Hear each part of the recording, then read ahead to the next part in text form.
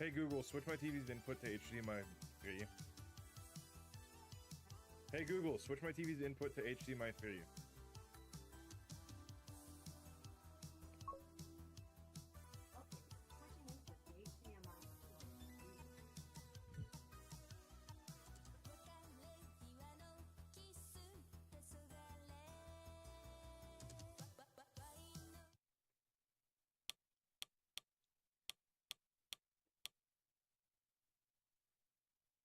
For semolina flour. It sounds dramatic, but that's the lengths I go for traditional pasta. Where does he get his jelly beans from? I have a guy.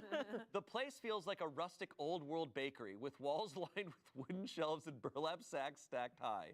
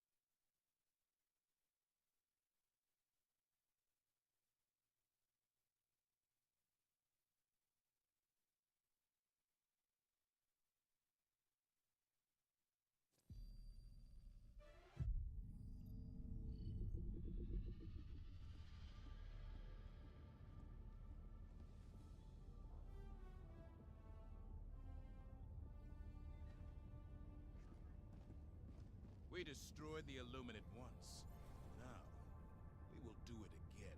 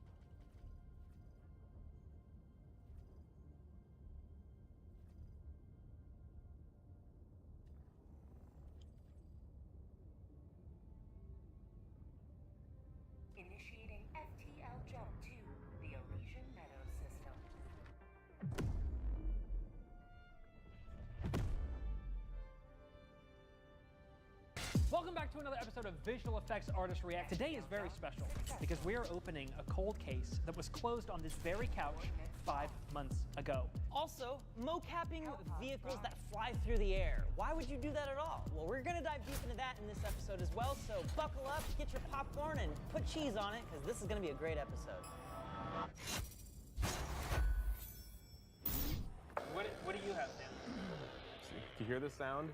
It's the sound of an 80s John Carpenter film. Ooh. Have you guys seen Escape from New York? Oh, yes. The name's Pliskin. So much to love about it. There's one specific scene that's worth talking about today, and it's the glider scene. He's gonna land on the Twin Towers. Yeah, remember those? So check out these sweet 80s graphics. Look at those vectorized lines. Are those miniatures with like neon tape or something? Yeah, those are miniatures. No way. Yeah. That's so cool. To me, the giveaway was how organic those lines are moving. There's not any like hard 90-degree or 45-degree angles in there. It's all like very organic shapes. They were looking to like, all right, they said, hey, we want a sweet futuristic HUD, but this is like, you know, mid-80s right now. And so they're like, yeah, we can do it wireframe, but it's not gonna be that detailed. So instead of rendering these 80s wireframes out, they're just like, screw it, let's just put this tape. Is it actual tape or is it paint? Is it glow in the dark or just retroreflective? There is a photo. So whatever that paint is, it's not actually like green paint. It just looks green underneath the lights of the camera, unless it actually looks like that white in camera and they're treating it and shifting it to a greener color, because they're still doing some effects. Yeah. Because notice how there's a little bit of a HUD on top of that. Yeah. Yeah. But like they nailed the aesthetic of this sort of like vectorized like graph line rendering. Yeah, it's really cool stuff because look, it's the 80s, but like high fidelity graphics aren't a thing, but like people know what they look like, and we'll see coming up they actually have some renders, some actual 3D renders. But here we go. Oh, there we go. Now So we can see like actual wireframes for this scene here. Yeah. I think the main reason why they went that route of doing it physically is because of the limitations of CG at the time. Obviously, you could do some of these sort of like line renders and whatnot, but you wouldn't be able to like articulate the entire city. You know, it's like when they actually finally do go to the wireframe render, it's just the top of one building. Yeah. It's just a few lines. A flat plane. They didn't have much RAM back then. Also, another aspect of the wireframe rendering is that it does not occlude anything behind it. So if you were to make a wireframe render of all of New York City, you would see all the buildings at once. Yeah. And that would just look like visual clutter. But because they have the buildings that are black, they're blocking all the buildings behind them. So it actually gives you the image of a city. I do love how they're showing it on those old school TVs though, which is Yeah. helping with the immersion of it. Absolutely. Snake, how's it going out there? Do you need to call in support? I don't trust anyone, but even I know when it's time to call him back up. Sometimes the fight isn't out there, it's in here. That's right, Snake. And thanks to today's sponsor, BetterHelp, help is on the way. Therapy is a safe space to share valuable intel. Caused some controversy, and I want to see if you guys can spot the issue. Let me know if you see anything weird. Hold on a second. Yeah. Hold on. Pause. Is this the hand? Yes. We've looked at this already. Wait, you've looked at it? Yeah, this is in What- an episode. CG hands. What Jesus did you Christ. guys? What did you guys decide? The internet is misguided on what the actual CG hand is. Or could it be that you were looking at the wrong scene? Put this one away, Christian. Let's take out the real scene. Wait, did you know? I believe I have the right scene. And I would like to open this cold case one more time. Okay. To clarify what the whole thing is, there's this rumor that went around that Daniel Craig had these gloves that he really liked and he bought them on his day off. He convinced the director that he wanted to wear them in the scene. The director's like, yeah, sure, whatever.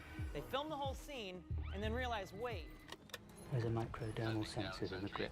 It's been coded to your palm print so only you can fire it. but you're using a glove, so therefore, by your own logic in the movie, he shouldn't be able to use that gun, but he uses it. So we can see, starting with gloves, he's taking them off. All right, he just took his gloves off. Now he's got no gloves. Who's got the list? Oh, snap, that's a drop. And that is a glove. That is a glove. But the glove is there. He's wearing gloves now.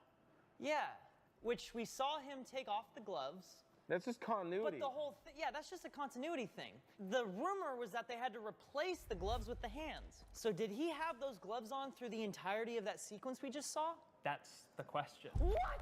That is the question. No, that makes no sense. So the theory here is they replaced the hands for all the gun-holding shots only. And then we're like, okay, the rest of it makes sense even without them.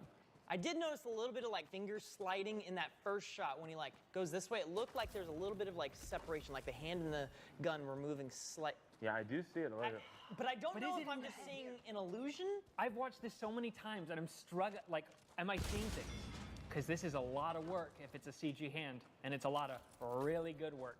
This is like literally the hardest scene in the universe to do this in too. You're like, oh, yeah, let's replace his hand in this giant glassy room. I think there's a little bit of Occam's razor we can kind of rely on here. Look at the bad CG double shot at the very end of the scene. That's the quality of animation and visual effects we're dealing with here in this sequence. And to think that somehow this hand animation and rendering and lighting is so much better than this. And like, he didn't have to have the glove for the dude's hand to slip. So what I don't get is why not just do that part of the shot too, so you don't have any continuity? Because there's still a continuity mistake, despite the rumor that they CG'd his hand. What's interesting is I have some behind-the-scenes footage. This shot right here, this is as close as I think we'll get. Is he wearing freaking gloves? I know. He is wearing gloves. Oh my God, wait. Oh. This is so dumb. I hate everything about this. Wow. It's looking like maybe they did replace his hands throughout this shot. I take issue with them not going all the way. The end of the sequence when he grabs the dude's hand, and they still have the continuity error. That's what I don't like about this. What's the point of putting in that effort? That is something they can do as a pickup with any other two random actors. It doesn't have to be your principal actor. This is what I'm saying, CG hands or not, this is dumb. Yes! Yes! It's like, there's no being right in this situation, all right? You know, it's only right that if new information comes to light, we give it to the people. So the question is, what side of history are you on? Leave a comment down below. Do you believe it's continuity or CG hands? See, I want to get to the bottom of this. We gotta know. But unless we talk to the person who did the visual effects, the alleged effects. The alleged visual effects. What even happened to the artist that worked on this? Is he even still alive?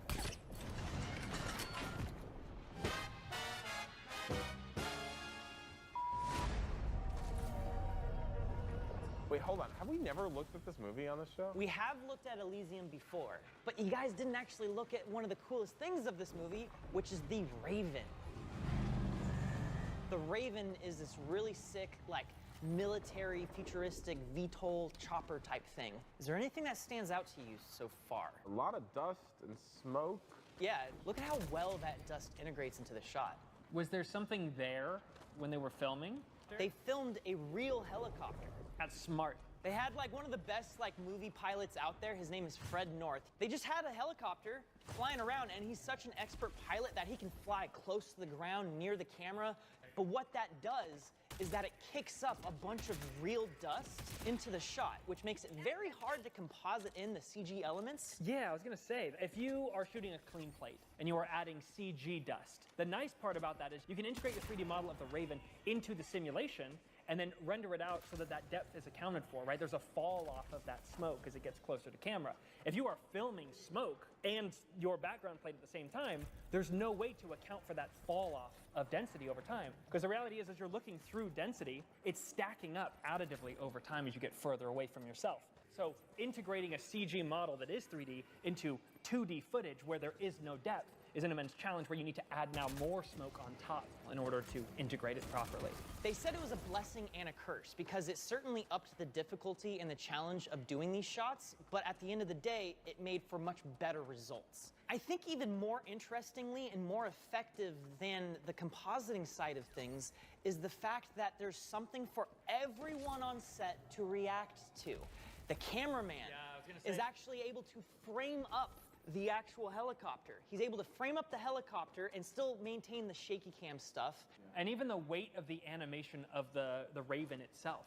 Like how it swings around and bows, you have real good reference for the helicopter weight, and then you can add all the little fancy, thrusters moving in different directions however you need to. So Image Engine is the company responsible for the Raven shots, and I think they did a really good job, but they also ended up getting their next project from this experience. Skyfall. Skyfall. They did the hands. They did. I knew it! Oh, wait, is this Zero Dark 30? This is Zero Dark 30. Huh. Which is a movie that you don't usually think having a lot of visual effects in. Right. Zero Dark 30 follows the assassination of Osama bin Laden, which is also kind of crazy that this movie came out a year and a half after that.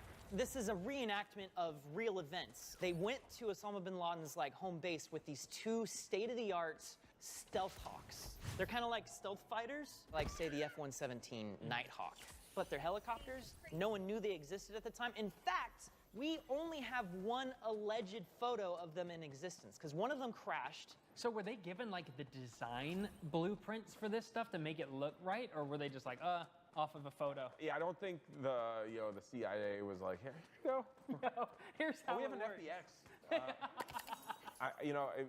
If what Ren is saying is true, it's like they had that one photo of the crashed one, and they probably just had to kind of guess based off of that. Exactly. So the design is more or less inspired by the one photo of the tail rotor, and they fabricated everything else. Oh. And the helicopters in this movie actually look really dope. I'm a big fan of stealth design. Kind of like the cybercopter a little bit. Let's say you're the visual effects supervisor of this movie, and you're handed these sequences where it's like, all right, we need to have these fictional helicopters. What's the best way to do it? Well, coming hot off the presses of doing Elysium, they're like, you should film real helicopters. And that's what they did. They actually filmed all these sequences with Black Hawks and replaced them with Stealth Hawks. Yeah, all the smoke, all the dust, that's all being generated in the plate photography, and they're having to composite in the Stealth Hawk over the top of that. But they already immediately have reference for how the helicopter should move. They just match that. Mm-hmm. But what made this a challenge is that they specifically wanted to shoot most of the flying sequences not just at night, but at night with no light. Well, it's in the movie's title. I don't know what time they're filming at, but it's not the middle of the night. It's like a dusk type area, and they're stopping down. They do all the visual effects on that, and then they grade it down, but then they're adding a LUT on top of all this to actually bring it down even further. So in the final shot, essentially, they grade it down to be the middle of the night. Now look how dark it is. You can barely even see it. It's so hard to comp this.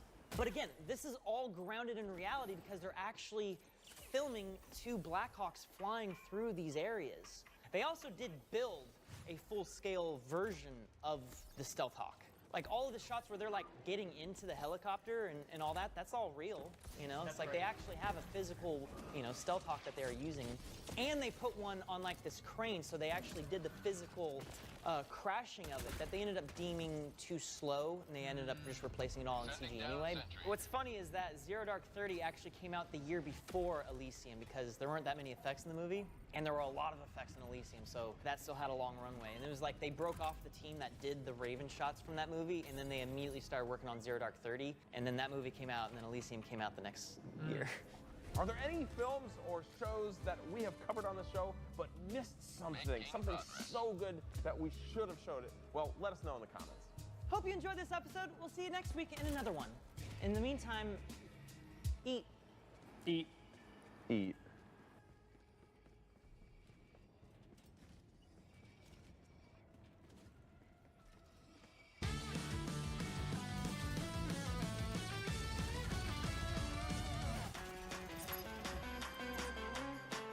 Boys, first kitchen gadget is under the clock. Please. Ooh, that Oh, I know exactly what it is! Hello everyone, today we have a chef and a normal home cook, and we're putting in front of them some kitchen gadgets for them to test and review and give their thoughts on. What do we got? It's for cutting, please. It is for cutting. It's got a blade, correct? It's one of two things. Either the thinly slicing meat, but I think it's for bread. You said thinly slicing meat. Yeah. I think definitely not, Yeah. unless the meat is cured or cooked. Yes. So it's obviously adjustable through size, and this is the straight edge. So you push against that. After you push against that side, undo this, And that gives Slice, you slice, the slice. thickness you want, and it falls out the back of here. Yeah, what you cut comes here, and your chunky bit goes there. It's called something. It's called Zassenhaus. Boys, this is the Zassenhaus bread slicer. As early as 1904, household appliances such as bread slicing machines were an integral part of the kitchen. Zassenhaus want to revive this older era. This is what Jamie needs. The man with the left-handed ways cannot. I don't think slice it's just straight. left-handed ways. I think it's just Jamie's left-handed yeah. ways. Yeah. So, when you're slicing some sourdough bread, are you getting it perfectly, vertically and horizontally flat? No. Yeah, well, it is, usually. it is impossible. Exactly. It is impossible. You can get it close, Get it close. but you are not going to Never get completely flat. absolutely straight, are you? Well, this machine has swept the internet, so give it a go. You need a partner in the I kitchen. think you need dear. a back wall to push it against. It's got sticky feet, but it's not. I mean, Not on our surface. most surfaces in kitchens aren't actually any good for sticky feet. Mind the blade. Oh, there's a blade in the middle. Now it might work. That's made it work. That's Made it work. made it slippery. It's very easy. It's very even. Look at that. I'm not sure it's any easier than a knife. It is more even and consistent than a knife. Yeah, you're right. Here's the thing, and why I don't need this in my life. He's gone straight there. There's a lovely bakery near me. They make incredible sourdough loaves. You go and you pick your loaf, and they've got a slicing machine. So you pick up your loaf, and they slice it for you. And while they're doing that, you get to have a little chat. You catch up about what's going on in the week, the weather, all the things we talk about in Britain, and you have that interaction with those who bake your bread. Evers, we're making our bread at home. I don't know what you're doing as a chef. Wow, okay. For me, that is a more effective way of slicing bread than a bread knife. Lucky they invented it in 1904 because Look at that. sliced bread didn't come around till quite a bit after that, did it? Best thing since. Well done. I mean, come on, that is. That's good. I couldn't do that by hand. I take it back. It's good. That was a quick turnaround. Turns out, quarter of an inch is all I need. That will tell me there's no way that you could do that by hand. Is it satisfying to use? It looks quite... No, it's because not. it hasn't got sticky feet on our sticky surface. This is what they say. Passion and craftsmanship draw the Zassenhaus products, which impress with creative beauty, technical precision and innovation, as well as sturdiness, and stand for timeless elegance and aesthetics. Do you think they hit those marks? Yeah, I want it, but I don't think I can have it. Because again, it's not quite as compact as a bread knife. No. It takes up a lot of space. I love the way it looks as well. I And want the it, way I want it in my kitchen, I just can't fit it in. And the way it operates, it is Yeah. a great bit of kit. Certainly in Northern Europe and Western Europe, we eat more bread than anywhere else in the world, or we certainly used to. So it was a matter of making it every day and cutting it every day, and you would have it once, twice, maybe even 3 times a day at various meals in different guises. So I can see how it's a bit of kit that would get a lot of use in a kitchen if you're a family of a few and you go through a loaf a day. There are so many social media influencers who have been using versions of these. And it's almost like the manual, mechanical, engineering nature of slicing something as simple as bread has sparked people's interest and intrigue again. Do you know what it needs?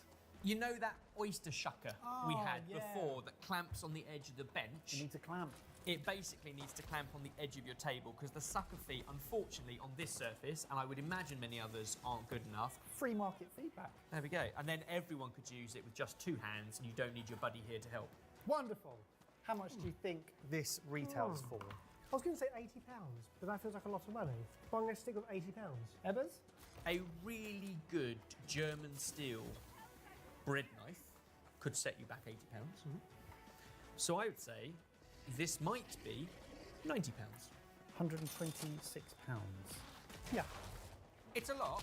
If you got rid of the sucker feet and added a wedge, you'd take it off your hands for £100. The Zassenhaus bread slicer, a cut above the rest, or a bit blunt? It's definitely not blunt, and it's a cut above many of the bread-related gadgets we've tested in this kitchen. I like it. I started here. I really, really wanted it. And as time went by, I just found more and more reasons why I can't have it. So for me, it's left me feeling a bit blunt. Boys, lift the cloche on gadget number 2. Thank you. Ooh. This looks less aggressive and angry and blade-like. Okay, we've got ourselves a little kettle pot. Nope. I think I know what it is. Do you? Oh, wrong time of year. Sending down sentry. I've got one good guess. I thought it looked like it could well be like an asparagus kettle. That is so specific. Extraction shuttle inbound. They exist. Do they? Yeah. I've never heard those two words put together. You put all your asparagus in there and you dip it into your hot water because you want them all to stand up. Barry, what were you thinking? I think it's a deep fat fryer. In that oil fry. Also makes sense. And then you can Take out. Strain your bits through there. Introducing the innovative 2-in-1 oil strainer pot. We should actually say it's 3-in-1 now that it's an asparagus kettle. Designed to revolutionise your frying experience. With a large filter net built into the pot, straining oil has never been easier. Say goodbye to messy, cumbersome straining methods and hello to effortless oil reuse. Okay. And we've spoken about this recently, Yep. about the importance of, and sometimes the boring bit, if you do deep fry at home in a pan, don't let it cool down and basically continue to cook. Get rid of the scraps out of the dirty oil as quick as you can to keep your oil clean. That's going to make your life easier. I'm on board for it. And even for me, it's even that bit. A spout is when you are deep fat frying things, you're using a big pan. It doesn't have a spout, so when you are pouring the oil away carefully, It splooshes. runs down the side and everywhere else. That's really obvious. I have two questions. Number one, would you like to use it? Yeah. Number two, would you like to use it frying some coconut shrimp? Yeah. Game on. Pretty okay to pour, but you're absolutely right, Baz. That is not as neat or as accurate as if I had a spout. As we practice what we preach, this is some saved oil that we have used before. Okay, well, can you see this having a place, being useful? It's a much more condensed version if you are frying in a pan at home. And I think you'll get the deep fry quicker with less oil. However, for that same reason, I think it will take longer to heat up. Whilst heat rises and you'll get motion and movement inside, you've only got that contact point. I think the basket does reduce what you can fry in it because of the size. Things that you can't pile up. Veal escalope. Yeah. Okay. Or like a schnitzel, even like a chicken Kiev or something like that. Yeah, true. Would struggle. So, here are some of the claims from the manufacturer. It allows less oil than a conventional fry or pan. True or false? True. Features a built-in fine mesh filter that effectively catches dirt and debris, TBC. Filtering the oil and debris gives the oil a longer lifespan. True. We know that. It's actually correct. More efficient for cooking individual portions or small amounts of food. Yeah, and I think that's the key here because I actually think it needs a lot of oil unless you're only doing one portion. Best to heat it up with the lid on because you're going to contain the heat. Maybe even just swirl it around because the bottom might be a little warmer than the top. But I also suggest, Baz, that you stick your basket in. Oh, to get warm. Because otherwise you'll put an awful lot of cold metal into hot oil. Clever. And you'll instantly drop the temperature. The perk is there's not much oil, but that does mean that a small amount of room temperature food will quickly drop it. And I would also say this isn't really going to work a great deal for anything with batter, tempura or onion rings or fish in batter, because the moment you put it in, you can't put any more in because it'll stick to the other one. And it goes closer to the cage. And you could give it a little bit of time to seal and then add in the next one, but then you'll want to take the bottom one out first. Gotcha. So you can only do, like they're saying, very small portions. Right, let's drop half a dozen shrimp in, Baz. Get some shrimp in. Smells good. Toasted coconut. The more I see it, the more observations I have about why I don't like it. Okay. The cage is on the bottom as well. Usually, like they're suspended, so the oil can kind of circulate around it a little bit. The handle is now red hot. I think I prefer it for boiling water. I'm going back to asparagus, but also single portions of pasta or noodles, things that you would, and if you could have broth in there, so you actually like cook your pasta or noodles in a broth or a stock. Lift it out. Okay. Lovely. Jeans. Lovely Yeah, fry, lovely. Baz. Let's test its secondary usage, which is the filtration. So, So, how you wanna- dirty it is. Is there any debris in there? Well, here comes the scum. Do we use that much oil? Evidently. How do we do that? Oh, okay. All the bad stuff is just naturally at the bottom of the pan. Look at that layer. What I do like about this is you now have somewhere to store your dirty oil that isn't as cumbersome and as multi-use as a saucepan. Because when you've got dirty oil kicking around in a saucepan, you can't use it for other things. So has the filter caught the debris? Yes, it's a piece of metal with very small holes in it. I'm just asking, we're putting it to the test, Evers. No The need to issue be with facetious. the issue with putting it to the test is we've had to use so many other bits of appliance to get to that result. Yeah. That I don't know if it's any better than the fine sieve that everyone already owns. I think it's one of those things that when you first see it, you go, oh, wicked, that solves many a problem. But as soon as you use it, you realise that they weren't problems in the first place. I like the depth of it and the small diameter, which means you can get away with less. We actually use an awful lot of oil, more so than we needed for that volume, but you could use a lot less. That I like. I like the fact you can now store the rest of your dirty oil in there with its lid on, although you can't also store that in there and put the lid on because the handle stops you from being able to do that. Ultimately, it's an asparagus kettle. Grab a bit of shrimp while we talk price. How much do you think we paid for the 2-in-1 oil pot? I reckon I could get an asparagus kettle for 30 quid, so if it's any more than that... Okay, fine. If he knows how much asparagus is, I'm going to have to agree with him. I can't go higher or lower than that. $22.59. Oh, it's cheaper than an asparagus kettle. But the question is, boys, the 2-in-1 oil pot, is it a high fryer or is it a debris downer? Definitely a debris downer. It's a high fryer because it's a multi-purpose bit of kit. It's just they're leaning into the fryer bit, and actually, for noodles and spaghetti and pasta and asparagus and frying and a storage thing, for £22, it works. Boys, number 3. Lift the Your turn, flush. Chef. What is that? It's the world's most useless condom. It's a hairnet. What are you? It's a piece, don't lose that piece. Oh, no. Got a sucker, so we can suck it to the table. It's much like the beer holder in a shower thing we reviewed a while ago that you put on your shower wall and then you put something in, and therefore, I'm presuming, given it's a kitchen gadget, do you put it above your sink and then put something in it to drain? What's that for? Oh, you're right. Yeah. You're right. I was holding it, it was distracting me, you see. It feels Boys, absolutely bang on. This is the suction cup sink strainer. The perfect kitchen companion for efficient waste management and versatile utility. Right. Designed to stay securely in place, this innovative strainer offers hassle-free food waste disposal and an added drying rack function. Keep your sink unclogged and your kitchen tidy with this multi-function solution. I've seen... You just put your finger through it. You literally just punched it.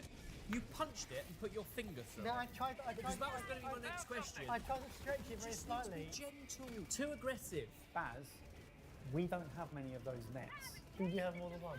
Oh. That was going to be my question, because presumably you can only do it if you then throw all this away. What should I do that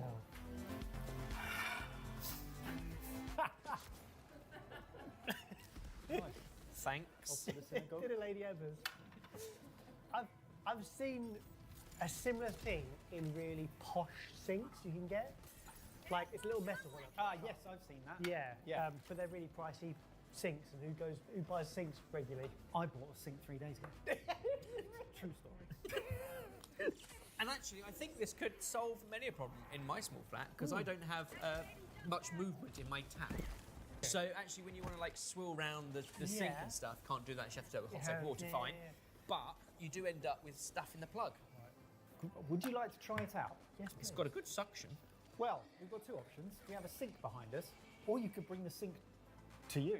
Great option. Surprise! Great, I've got to hold this. It's the biggest pot I've got. We bring this kind of classic quality entertainment to you because we have a movable sink. So if you attach your suction cup sink strainer, that works. Okay, great. you have a braising liquid there that you can test straining it through. There is also some debris in there. Oh yeah, I mean, to be fair, this is one step up from pouring it through a sieve. And then you have to move it out of the way because you want to do your washing up. The bit I hate about when you have things in the sink and then you have to use the little bit at the bottom to catch them in, of getting them out. And You have to put your finger through half and an you inch. get to carry it, the water and drip everywhere. You're like, You have to lift up and over to use your draining board, because it's now in the way of it, and then you can put it down for your second item. It seems fiddly. I can see how it solves a problem. I'm not convinced the problem was there. How much do you think we paid for the suction cup sink strainer? It's going to cost about £5. 12 quid. I think it's rubbish. £13.99. Okay. Okay then, lads, the suction cup sink strainer, does it suck and strain, or does it suck and is a strain?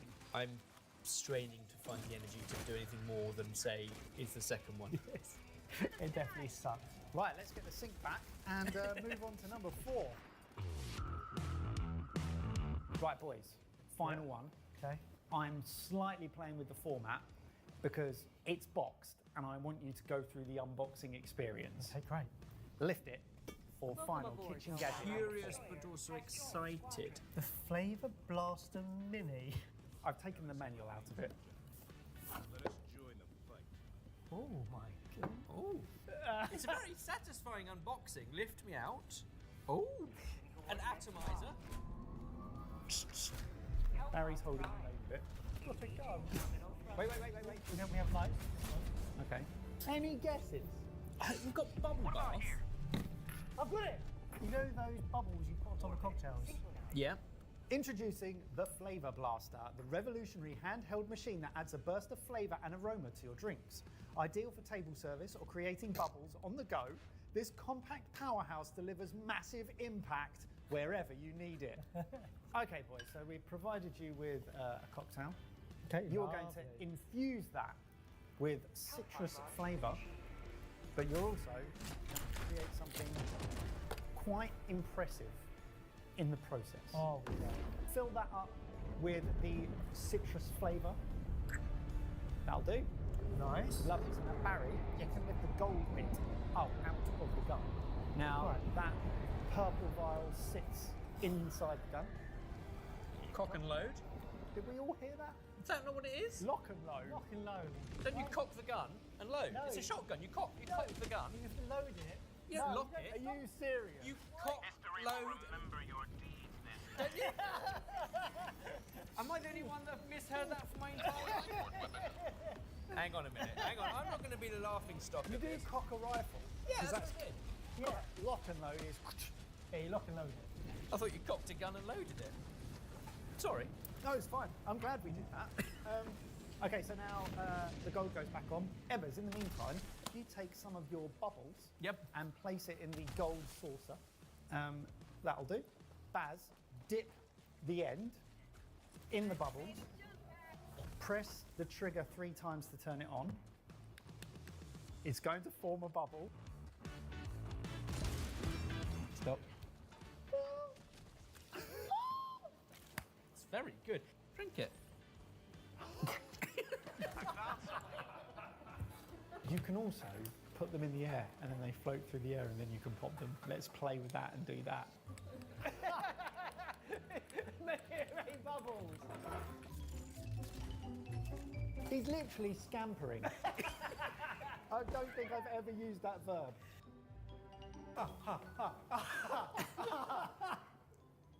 Yay!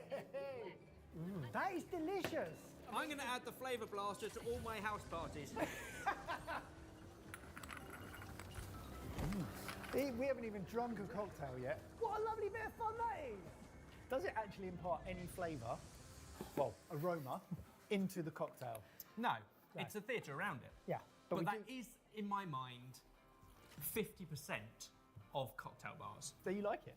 I really like it. I like how simple it is as well. I mean, they claim that the gun and smoker infuses food and drinks with rich natural aromas, deepening the flavours and making every sip and bite unforgettable. The drink is already delicious. What it adds is another element of pizzazz. And I guess it does smell heavily of The room now smells of that as well. It's Whatever. what cinemas do with popcorn, right? Yeah. They just pump popcorn smell in and everyone's like, I'm here to watch a movie. I'm happy. Ebbers, as a chef, outside of cocktails, it does talk about infusing flavour, aroma into food as well. Can you think of a world in which you would use this in a food theatre experience? No, however, the use of smell can be really important. I don't know whether you need the bubble when it comes to other foods, but if you can get other flavour, if you could do a pine-scented one, and you're serving a really lovely seasonal venison-rich sauce and kind of like root vegetables, maybe something mushroomy, and you've got the scent of pine in the forest, it will add something, I don't think to the dish, but to the experience of eating. How much do you think we paid for the Flavor Blaster Mini 2? I reckon £70. Between 70 and 100, you can probably get away with it. What if you doubled that to $199.95? It's the kind of thing where if you were an event organiser, a party organiser, whether it's hen do, stag do's, weddings, parties, Christmas parties, those kind of things, it adds an element of flair to those as well. I think it's great. I really like it. I think it does exactly what they set out to do, which is to make cocktails fun, even more fun they already are. And it doesn't matter that it's expensive because it means that these can exist and these experiences are out there. I love it. Over to you guys. Let us know in the comments what you thought of each of those gadgets, and if you have any more amazing things that we need to get in front of our chef and normal, make sure you let us know.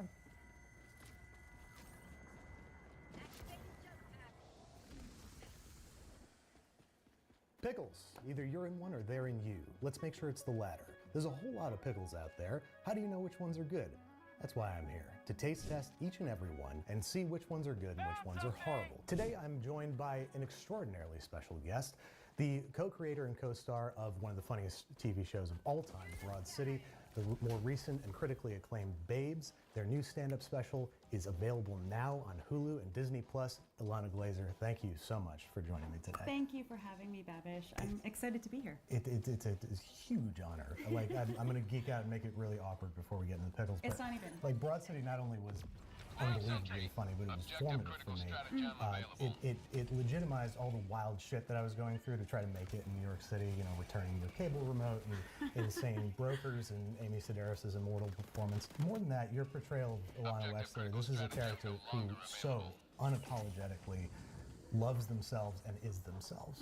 And this show was coming out when I was not comfortable in my own skin. I was not comfortable being myself. So that was really like shepherding for me in a very formative time. So thank you very much. So much for saying that. That is so meaningful for me to hear. And also I have to say, like, I feel the same way about Ilana Wexler.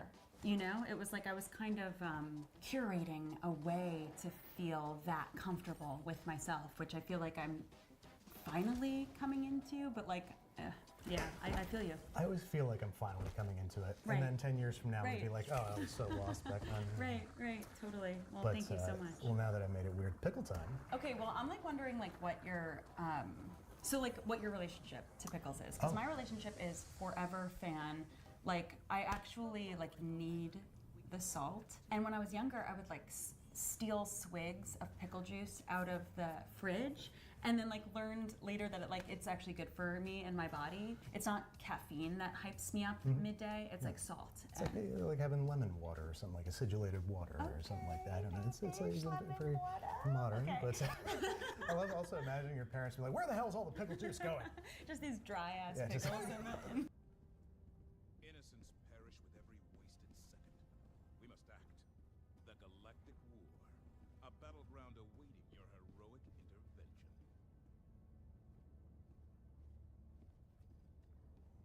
Let us continue our progress. Mission coordinates locked. Hellpods prime. Engaging orbital thrusters.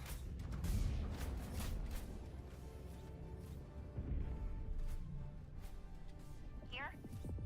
Orbit synchronized. Holy fuck.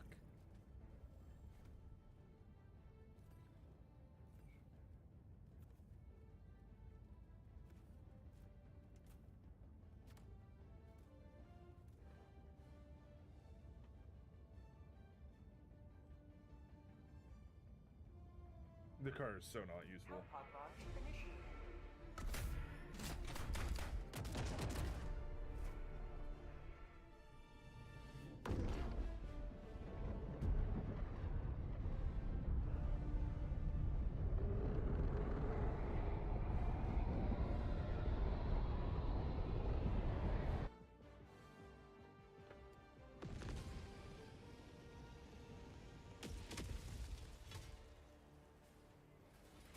Go now, Hellcat.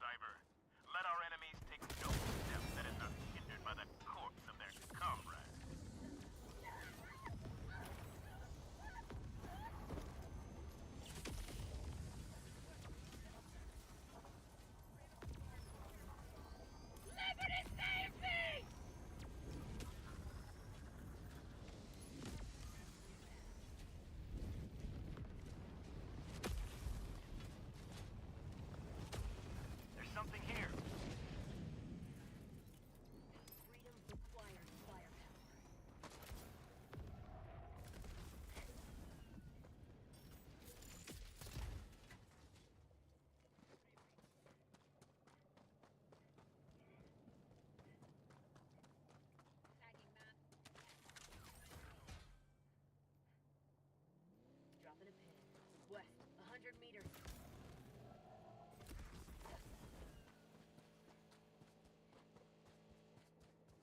Tagging location. Never mind.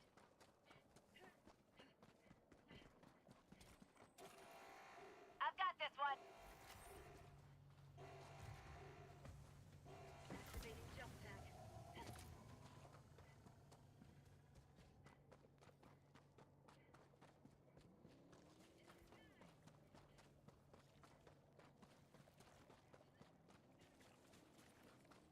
There's something here.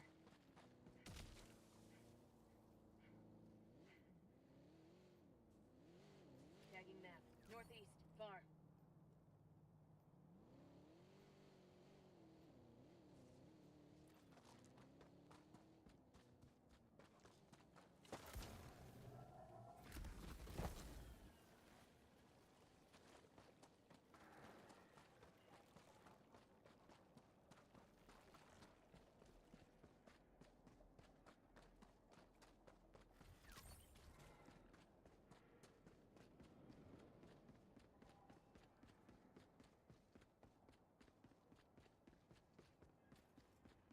Found something!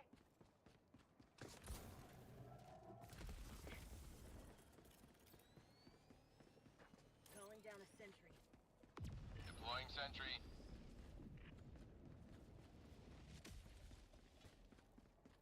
I'm sorry. Requesting vehicle. Found something.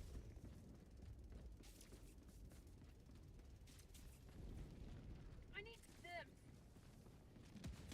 Activating jump pad. Found something!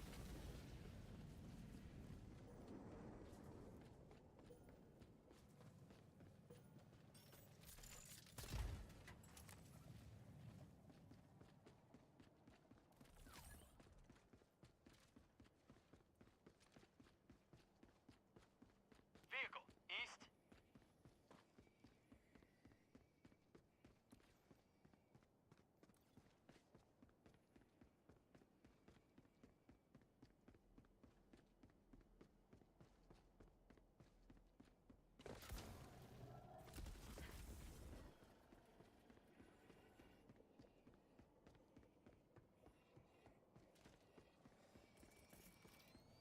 Requesting air support. Delivering payload.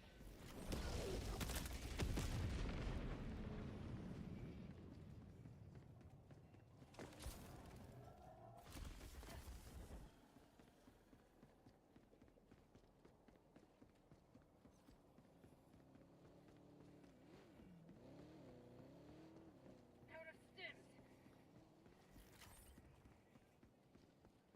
To the sky.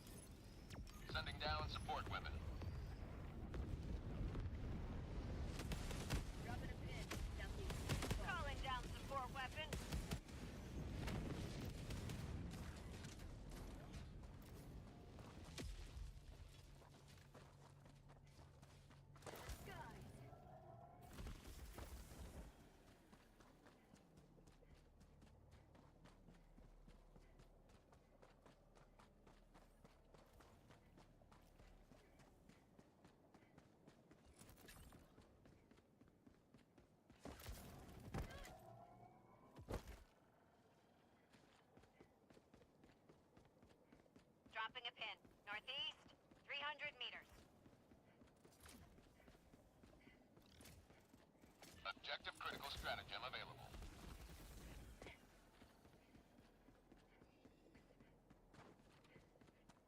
Objective critical stratagem no longer available. No pain, no freedom. There's something here. I'm on it.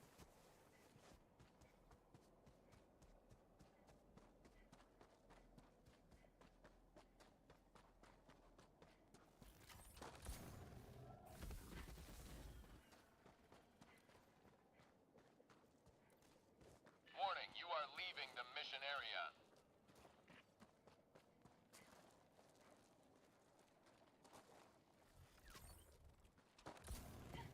Found something!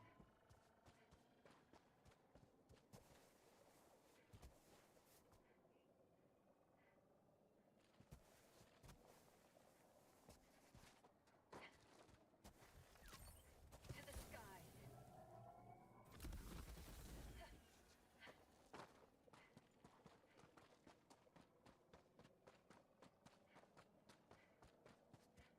Tagging map. South, far.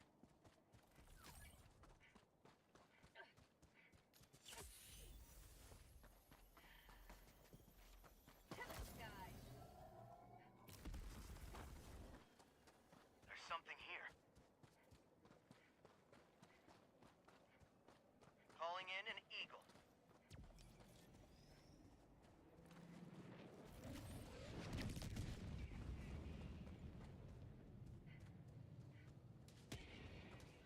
Activating jump pad.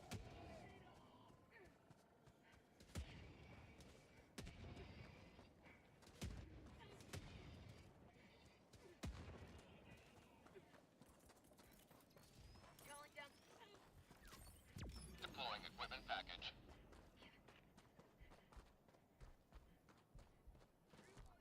Found something.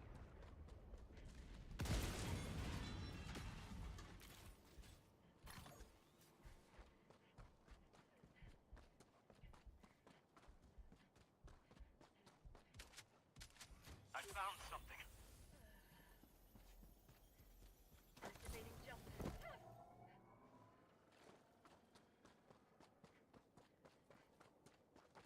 Found something. Dropping a pin. Northeast, 100 meters.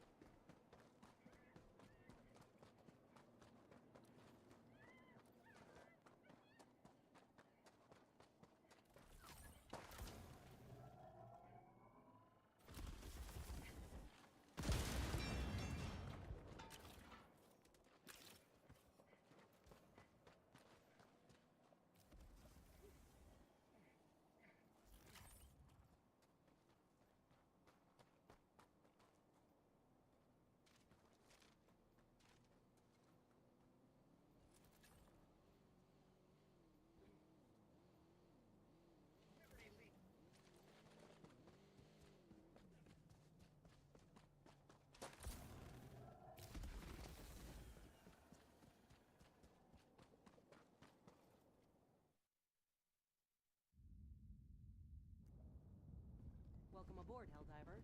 The Super Destroyer is yours.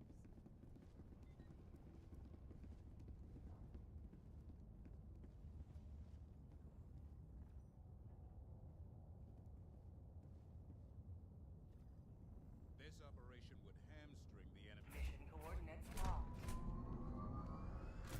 Hellpods prime. Engaging orbital thrusters.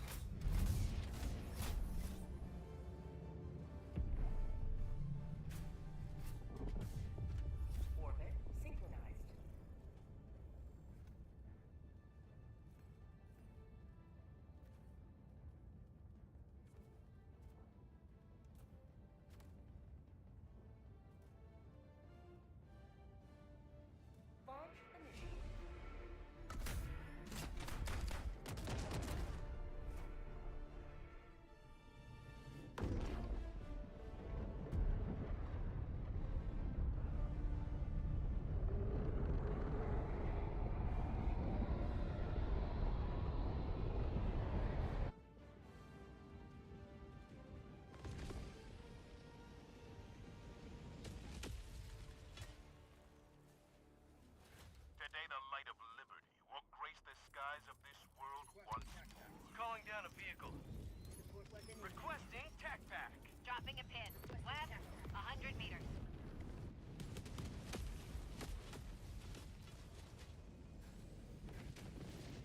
Tagging map. Southwest, 300 meters.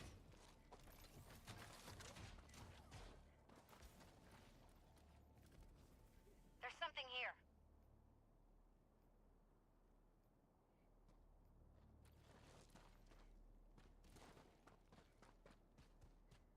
To the skies.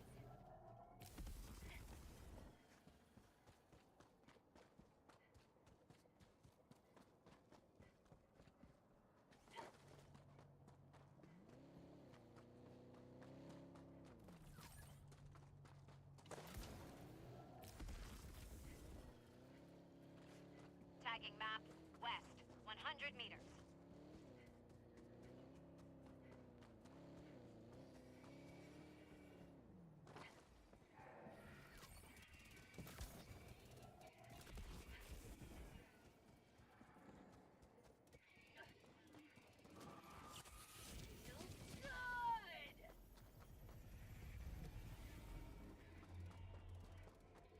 Found something.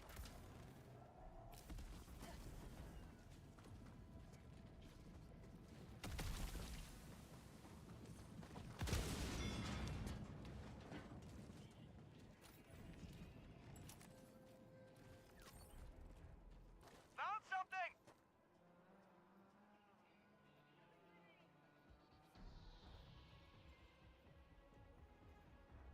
Dropping a pin. Northwest, 200 meters.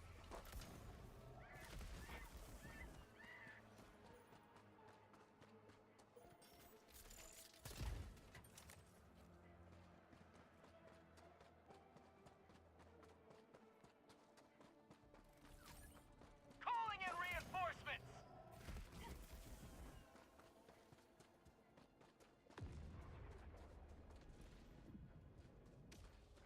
Thank you!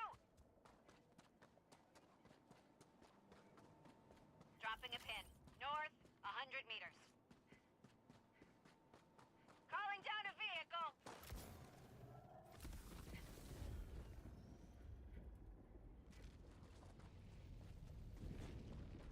Found something. Marking location. Supplies.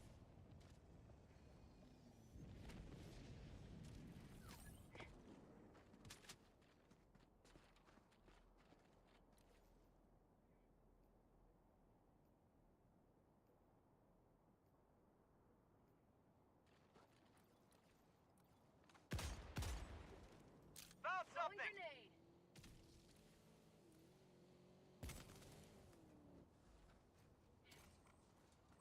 I'm on it!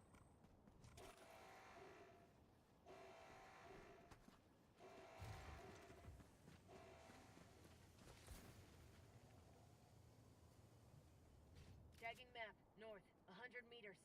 Found something!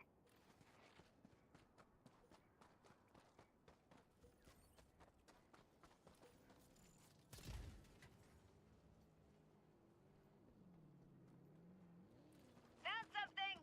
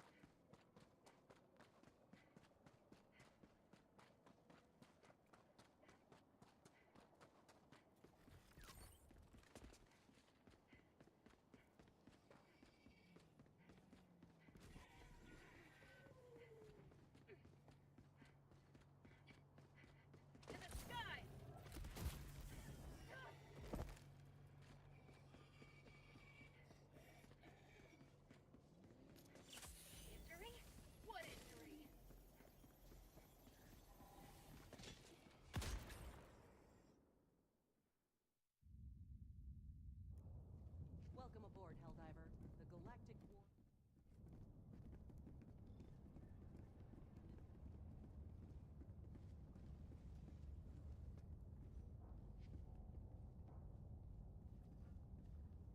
A failed operation. We will Mission coordinates locked. Hellpods prime. Engaging orbital thrusters. What about here? Yep. Orbit synchronized.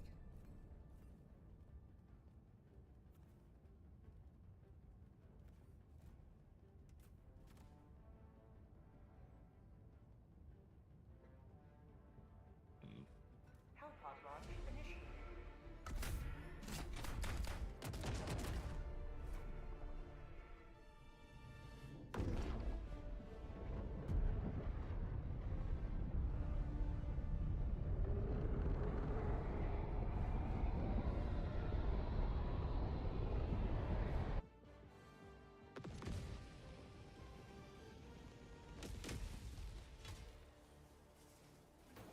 This is it.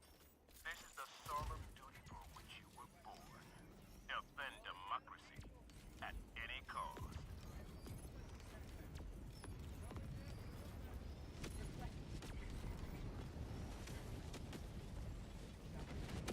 South, 100 meters.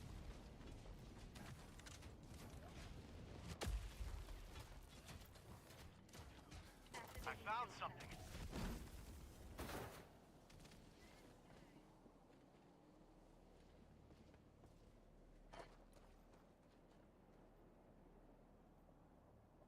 Found something. Dropping a pin. South, 200 meters. To the skies.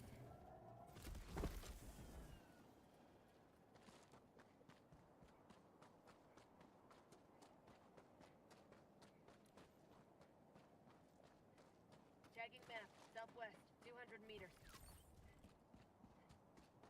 Activating jump pack.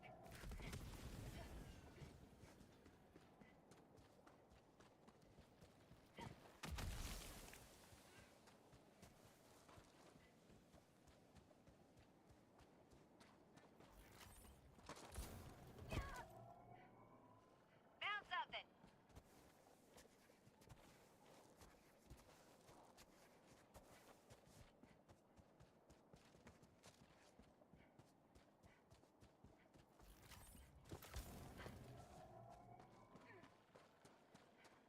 Found something.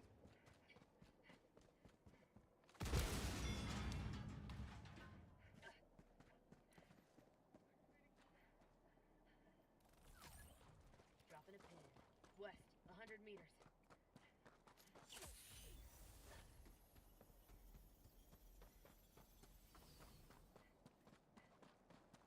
Tagging map. West, 300 meters. Found something!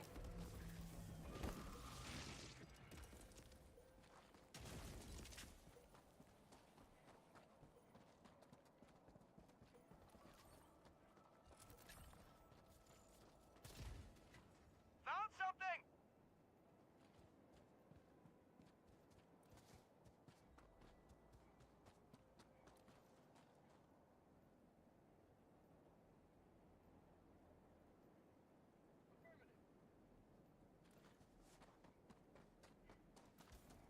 To the skies.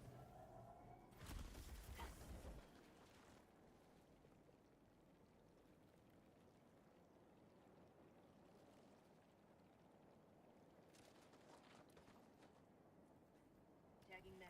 North, 300 meters. Activating jump pack.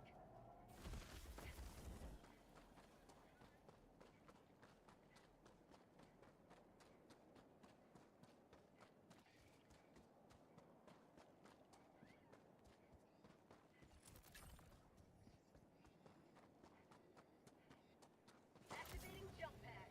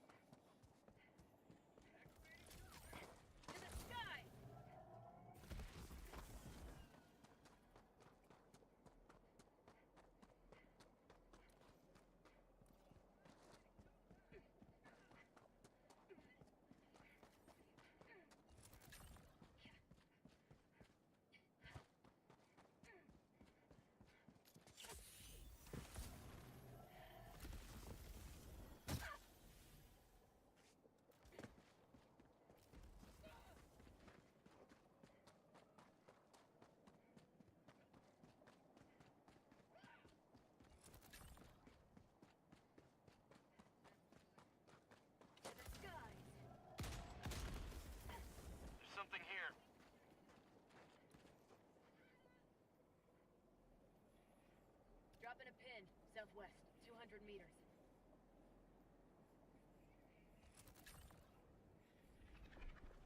Requesting sentry.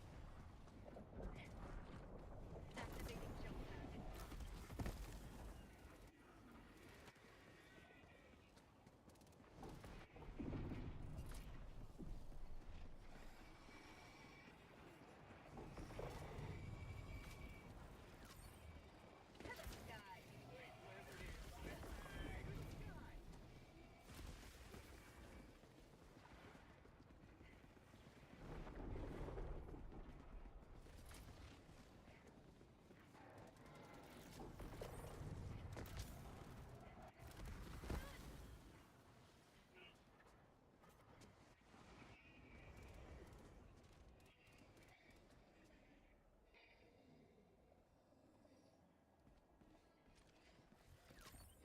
Affirmative. Affirmative! Calling down a sentry. Welcome aboard, Helldiver. Welcome aboard, Helldiver. The super destroyer is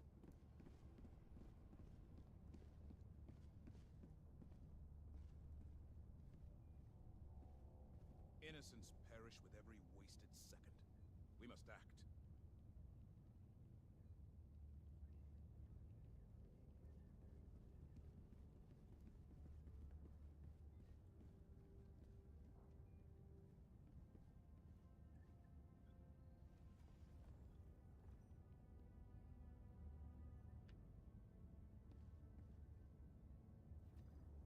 The operation has failed. Mission coordinates locked. Welcome back to another episode of Visual Effects Artist React. Today is very special. It is possible to make a QR code out of Damascus steel. When we forge weld together, or diffusion bond, two different alloys of steel, then grind and dip them in acid, one of the alloys, 1080, turns black, and the other alloy isn't affected by the acid, 15N20, and stays shiny. Would that be enough contrast to get a functioning QR code? And is it even possible to assemble that many pieces so precisely? QR codes were invented in 1994 by a subsidiary of Toyota to better track stuff in their manufacturing facilities. The reason for that is a QR code can store way more data than a regular barcode. In fact, 200 times more data. All credit for this idea goes to you guys in the comments underneath the welding electrode Damascus video. And shortly after that, Veritasium put out a great video explaining how QR codes work. For our purposes, we need to know that there are different versions that have different numbers of modules. What is a module? It is each of the black and white squares. They are each a module. And a version 1 QR code has 21 by 21, and with every version from there, it goes up 4 modules per side. 25 by 25, 29 by 29, etc., etc., etc. So the more data that you want to store, the more modules you need per axis. And this is all to say, we are going to need an absolute ton of tiny bits of steel. So this is the material that we're starting with. It is 3.2 millimeters thick. We have to make a version 2 QR code, and with a 1 module border, that means we need 27 times 27. No.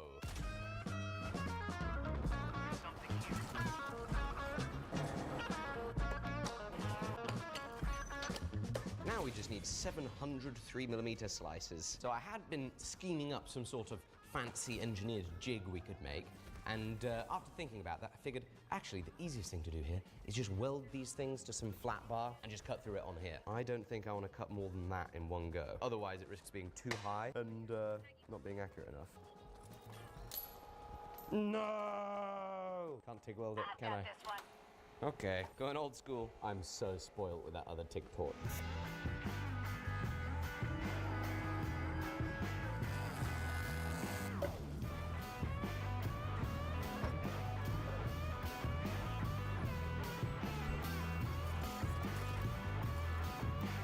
Already dulled a blade. We started getting some wonky cuts, so next one on. Brand new blade. And look at the angle it's cutting. And I think that this material has hardened next to this tiny, tiny little bit of weld here. And it's just saying, hey, blade, don't cut here, cut there.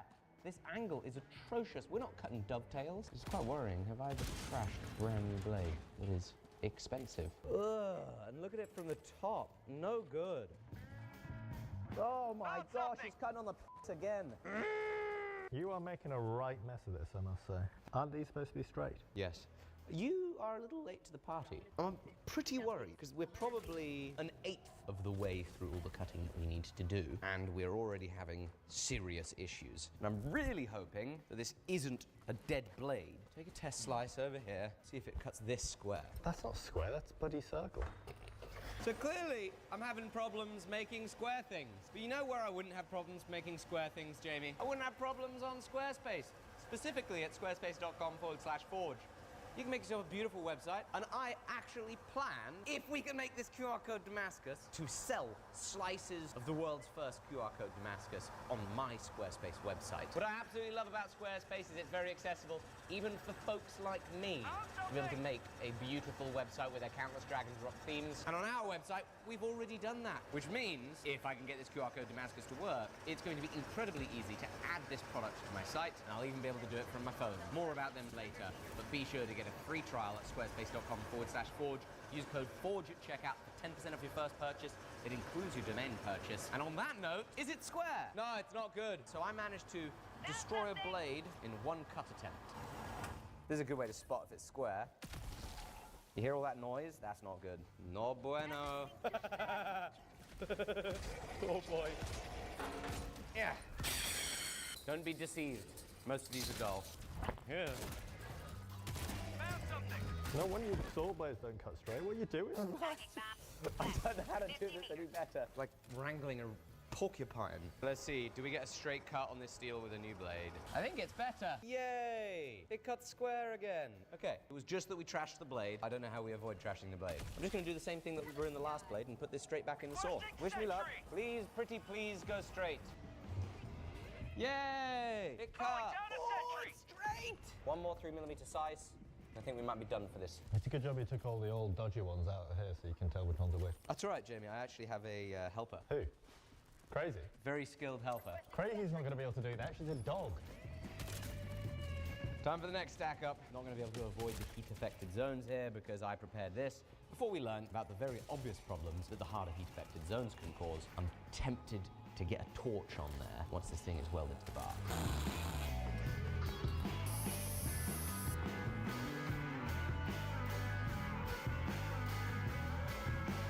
That is hopefully it for the 15N20. We've got to gather all of this up and make sure that we keep it separate from the 1080. Now, after sleeping on it, I decided that we're going to do this one this way. I think the greatest chance of problem in the sawing is the saw coming down at an angle like this, stacked